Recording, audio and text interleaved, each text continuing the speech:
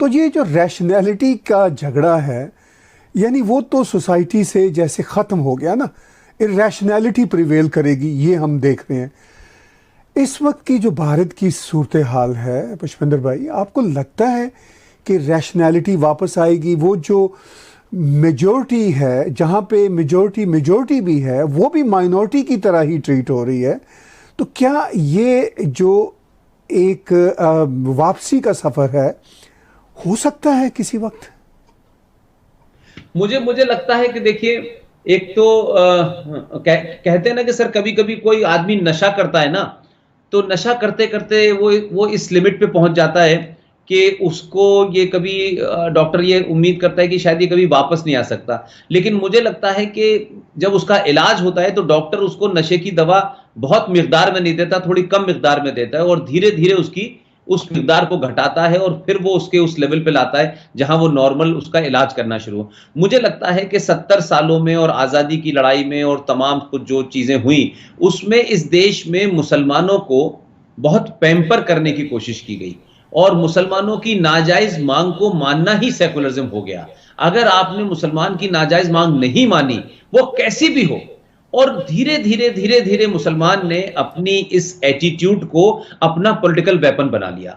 वो उसने कहा कि हम इतना डराएंगे इनको कि इस्लाम के बारे में जो थ्योरी वो बताते हैं, मोहम्मद साहब के बारे में जो बताते हैं, कुरान को जो रेफरेंस देते हैं, हदीस का देते हैं, शरिया का देते हैं, एक एवरेज हिंदू इस्लाम के बारे में वही जानता है जो मुसलमान उन्हें करता हुआ नजर आता है। वो नमाज पढ़ने जाता है, वो कुर्बानी करता है, वो रोजे रखता है, वो अजान देता है, उसके अलावा उसको कुछ पता नहीं है। लिहाजा आज पहली बार ये हो रहा है पिछले 6 साल में कि जिस मुसलमान को ये आदत पड़ चुकी थी कि हम जो भी करेंगे वो जस्टिफाई है, हम यहाँ के कॉन्स्टिट्यूशन से ऊपर हैं, हम वंदे मातरम नहीं गाएंगे, संविधान में बाद में मानेंगे, पहले हम जो हमारी किताब है उसको मानेंगे।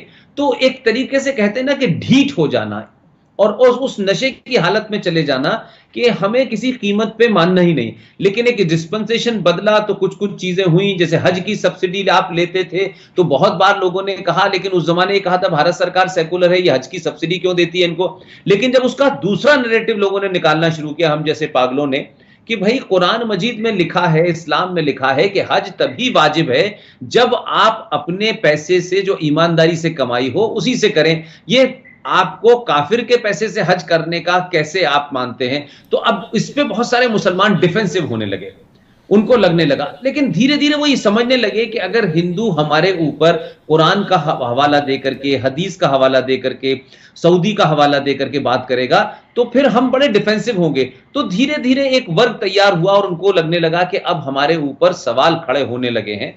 लिहाजा ये जो सवाल खड़े होना ही है, इसमें मुसलमानों में एक बड़ा, जो मैं समझता हूं कि उनके अंदर भी एक मंथन चल रहा होगा, क्योंकि लेकिन अभी भी बहुत बड़ी ताकतें बहुत डीप रूटेड हैं जिन्हें लगता है कि वो ओवरथ्रो कर देंगे सरकार को, और जब भी ओवरथ्रो कर देगी तो हमारी पावर बनेगी। लेकिन इसमें जो सबसे बड़ा मैं चेंज मानता हूं, जिसको मैं पॉजिटिव देखता हूं, कि इस हुकूमत ने एक नाजायज तरीके से भारत की रिपब्लिक धरती, डेमोक्रेटिक धरती के ऊपर एक मुस्लिम मेजॉरिटी स्टेट को आपने पूरे तौर पे इस्लामिक स्टेट बना दिया, जिसे आप जम्मू कश्मीर कहते हैं। तो ये 370 गलत तरीके से था, वहां का संविधान भी अलग था।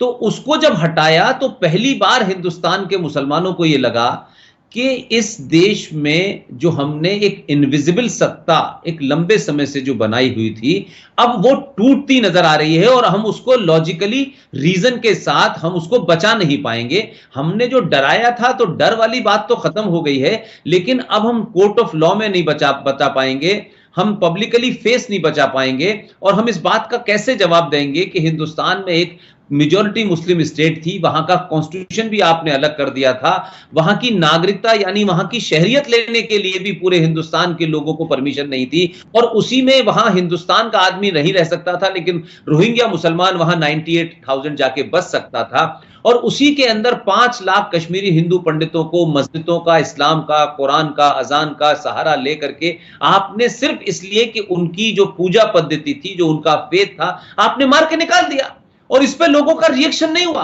और जिस वक्त ये सानेहा हुआ है उस दौरान कश्मीर का ही आदमी भारत का वजीर दाखिला था।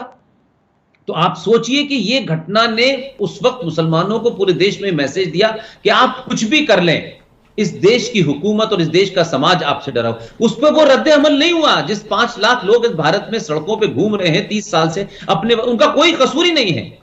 तब मुझे लगा कि देखिए, अखलाक नाम के किसी एक आदमी की हत्या की, जाने में की, अनजाने में की, जानबूझ के की, मुसलमान होने की वजह से की, कि उसके पास गए, एक आदमी की हत्या हुई ताहिर भाई, और हिंदू समाज के लोग ताकत से खड़े हो गए कि यह गलत हुआ है, यह नहीं होना चाहिए था। और बाकायदा लोगों ने, पुलिस हिंदू थी, निजाम हिंदू था, उसके बावजूद भी उसकी गिरफ्तारी हुई। और कोई ठीक है, कोई हमेशा 5-10% लोग हमेशा साथ, लेकिन मेजोरिटी ने तो कहा कि यह गलत हुआ। लेकिन आपने अखलाक की कहानी तो यूएनओ तक पहुंचा दी, बिहार के चुनाव में इस्तेमाल कर ली।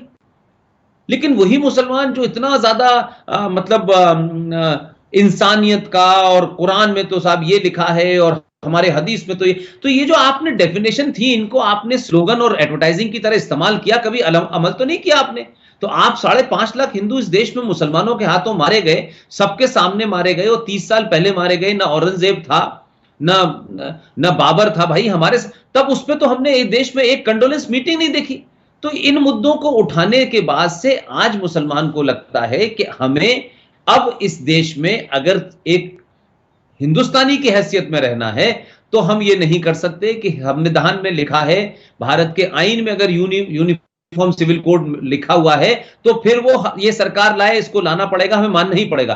तो धीरे धीरे, चाहे वो 370 हटी, आर्टिकल 35 पे हटा, निकाह हलाला का मामला हुआ, तलाक के मामले का मामला हुआ, तो वो फोर्सेस जो ये समझती थी कि हम मुगलों के जाने के बाद अंग्रेजों से ये हुकूमत हमको मिलनी चाहिए थी, इसके बारे में तो कुलदीप नैयर जैसा भी लेफ्टिस्ट आदमी लिख के गया है। तो उन मुसलमानों को लगने लगा कि ये संविधान जो है वो ठीक है, लेकिन हम संविधान से ऊपर हैं, और हमारी बात नहीं मानी जाएगी तो पाकिस्तान की तरफ हम मुंह देखेंगे, बांग्लादेश की तरफ मुंह देखेंगे, और फिर गिनती की बात आने लगी कि हमारी गिनती ऐसी। तो ये चीजों पर थोड़ा सा मुझे लगता है ब्रेक लगा है, और ब्रेक लगना ही जो है वो इस समय इस देश में उन लोगों ने एक नया नैरेटिव क्रिएट ये करा है कि जब भी आप उनके ऊपर बात करेंगे, कहेंगे हिंदू इंटॉलरेंट हो गया है। यहां पर जी यहां पर 2 सवाल भी उठते हैं। आप जो मंजरनामा पेश कर रहे हैं पुष्पेंद्र भाई, क्या आप समझते हैं कि जो भारत का आम मुस्लिम है वो तो इसका यूज टू हो गया, आदी हो गया, लेकिन उसको पता नहीं चला कि वो कैसे आदी हुआ? वो तो यूज हुआ। जो अपोजिशन पार्टीज हैं, जिन्होंने वोट बैंक का कारोबार किया, जिन्होंने कम्युनलिज्म का कार्ड खेला, तो वो तो उनके हाथों में, जो मेजॉरिटी ऑफ द मुस्लिम्स, जो ले मैन मुस्लिम है, वो यूज हुआ। उसको पता भी नहीं चला कि ये क्या खेल तमाशा हुआ। क्या ये सीन है, या ग्रास रूट से मुसलमान ऐसा ही समझते हैं, या सिर्फ उनकी एलीट मुस्लिम लीडरशिप ने और वो जो लेफ्ट की क्लास है और जो पॉलिटिकल पार्टियां जिनके हक में जाती थी, क्या उन्होंने यूज़ किया? एक तो ये सवाल है। और उससे जुड़ा हुआ दूसरा ये है कि क्या अब जो तब्दीलियां आ रही हैं उसके नतीजे में कोई खौफनाक रिएक्शन जो भारत के समाज पे पड़ता हो वायलेंस की सूरत में, वो आपको नज़र तो नहीं आता? ये दोनों चीज़ें बड़ी इंपॉर्टेंट हैं जानने के लिए हमारे लिए। देखिए, इसमें एक बात तो साफ है कि कमोवेश एक आम आदमी होता है, उसको बहुत ज़्यादा चीज़ें पता भी नहीं होती, पॉलिटिक्स में बहुत ज़्यादा उनको अंदाज़ा भी नहीं होता कि उनके बिहाफ पे क्या पॉलिटिक्स खेली जा रही है। मुझे तो ऐसा भी लोग मिले पाकिस्तान में मेरे अपने दौर में, जो लाल खां के नाम से बहुत मशहूर थे, उनकी फैमिली में गया, मुझे पता चला कि साहब ये बताया जा रहा था कि जब पाकिस्तान बनने की बात जिन्ना साहब ने कही, तो लोग समझते थे कोई हेलीकॉप्टर बन रहा है पाकिस्तान, किसी को पता भी नहीं था कोई मुल्क बन रहा है। तो बहुत सारे लोग सोचते थे एक हेलीकॉप्टर बनेगा, उसमें शायद मुसलमान जाएंगे, इस तरीके की बातें उन्होंने की। तो मुझे लगता है कि हम ये कहें कि मुसलमान जो है वो शुरू में इस्तेमाल हुआ, और अब वो एलीट वाली बात जो आपने कही, तो 1946 का इलेक्शन अगर आप देखें जिस बुनियाद पे हुआ, उस इलेक्शन से साफ हो गया कि यहाँ जो हिंदुस्तान में मुसलमान था उसने जिस तरीके की वोटिंग 1946 में की और मुस्लिम लीग के उसमें की, और 102 सीटें जो जिसको आज आप लोकसभा कह सकते हैं उसकी थी, उसमें 30 सीटें मुसलमानों की रिजर्व थी, वो 30 की 30 मुस्लिम लीग ने जीती। यूपी की सीटें 80% मुस्लिम लीग ने जीती। तो उस वक्त का नारा 46 का है, वो आपको रिकॉर्ड में मिल जाएगा। उस जमाने मुसलमान और यहाँ के कहते थे और मुस्लिम लीग के लीडर कहते थे कि लड़के लेंगे पाकिस्तान, मर मर के लेंगे पाकिस्तान।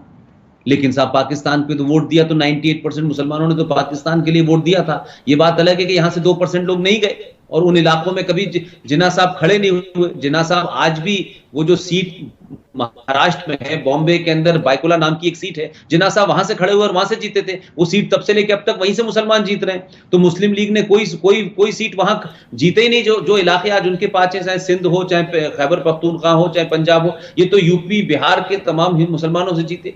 जो बात आपने कही है, मैं आज उसको इसलिए थोड़ा सा मानता हूं कि एक समय गैप था कि मुस्लिम एलीट में और मुसलमान आम आदमी के अंदर ये गैप था। लेकिन ओवर द टाइम भारत में मुसलमान होना एक पॉलिटिकल स्ट्रॉन्ग टूल और वेपन है।